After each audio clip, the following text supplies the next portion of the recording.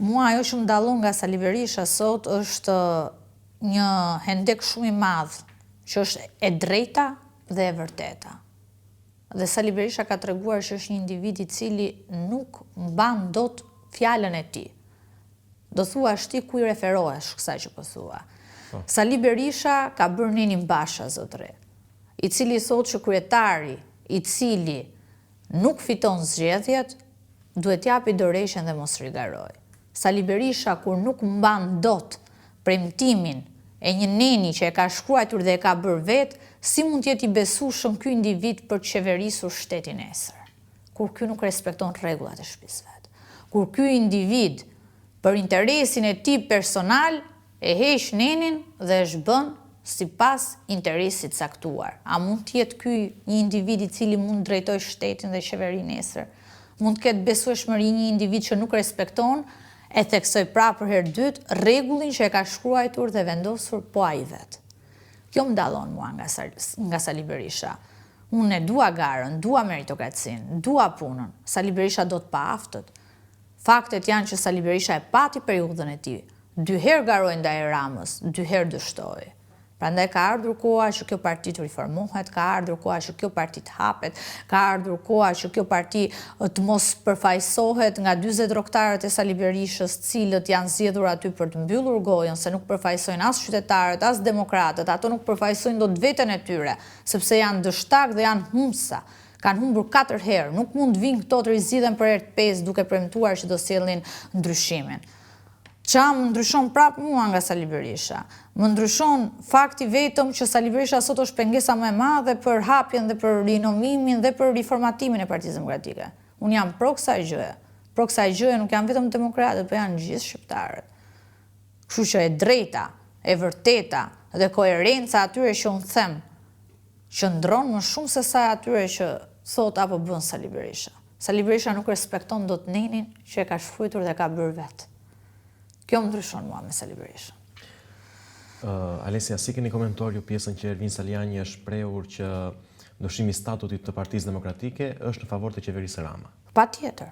Më i gëzuari, këtë kam thënë dhe unë, jo vetëm zoti Saliani, më i gëzuari nga rikandidimi i Sali Berishës është vetëm Edi Rama dhe Partia Socialiste. Rikandidimi i tij i shërben vetëm Partisë Socialiste. Pasi është një déjà vu, është një figurë e konsumuar, një figurë e cila ka dhënë gjithçka dhe nuk ka çfarë jep më. Sepse dhe mosha biologjike nuk e lejon Sali Berisha. Në 81 vjeç nuk mund të eci dot me hapin dhe ritmin që kërkon koha.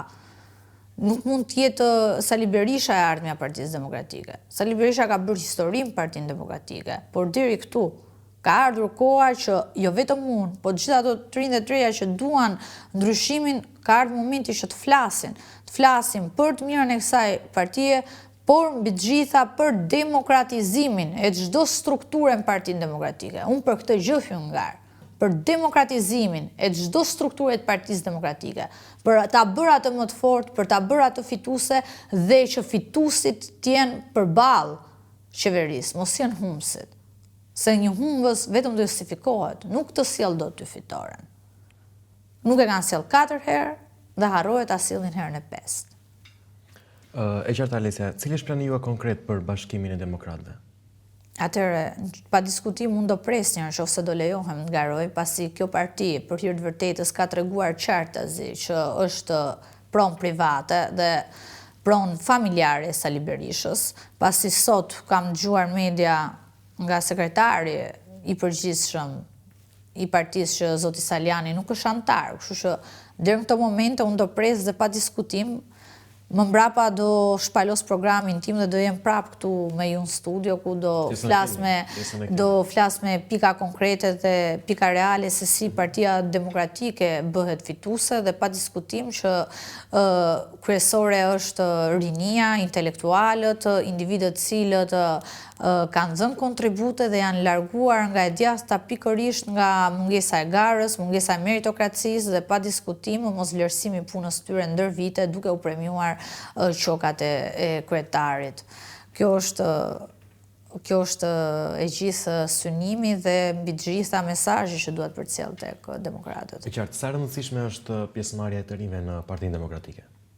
është shumë e rëndësishme, pasi rinia është e ardhmja e Partisë Demokratike. Rinia duhet jetë ajo e cila do ta riformoj Partinë Demokratike. Nuk mund ta riformoj Partinë Demokratike klasa e vjetër. Nuk mund ta riformojnë Partinë Demokratike dështakët. Vetëm rinia me energji, me punë, me përkushtim, me ide të reja, me politika reale, jo me servilizëm real, me politika reale. Servilizëm real janë 40 roktarët e Berishës, që janë aty për të ngritur kartonin, për t'ju bindur kryetarit, por ato nuk janë politikan. Ka ardhur koha të kemi politika reale, ide reale, të flasim për problemet reale të qytetarëve.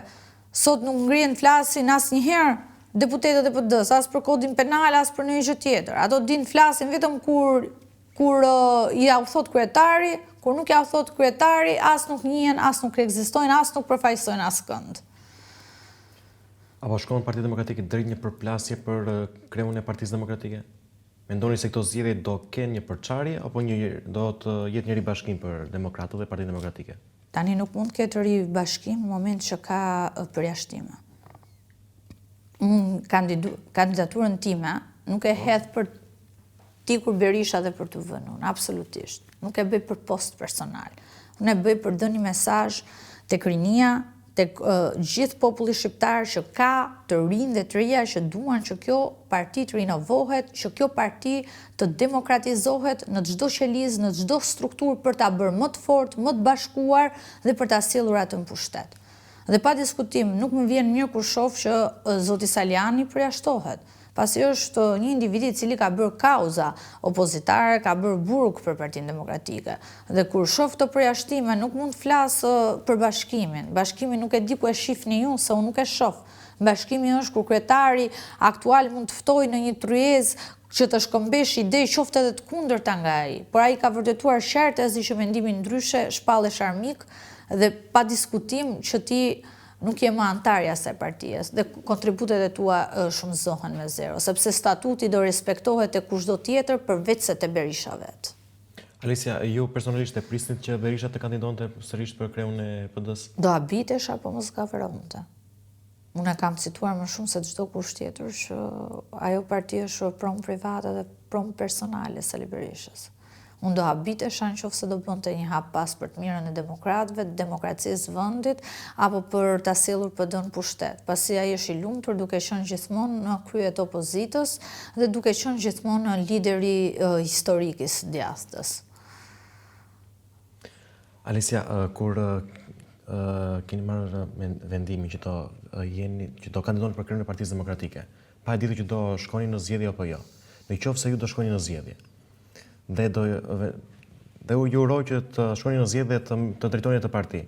Ju, personalisht, do punonit me persona të cilët ju kanë, le ta quajmë, ju kanë stepur nga Partia Demokratike?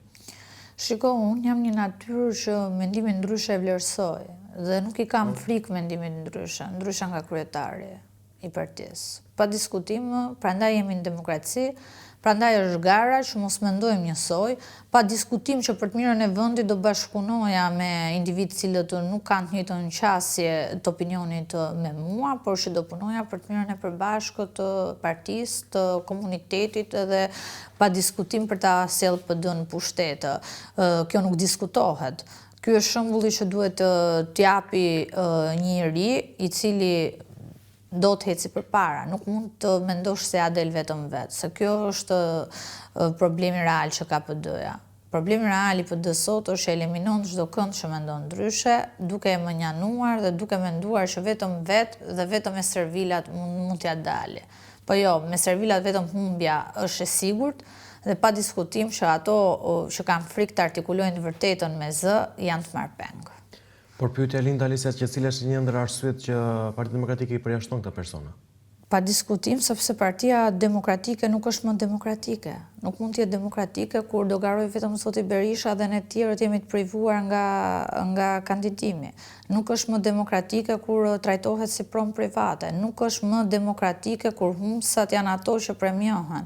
Nuk është më demokratike kur një strukturë i shërben interesit personal një personit vetëm, zotëri.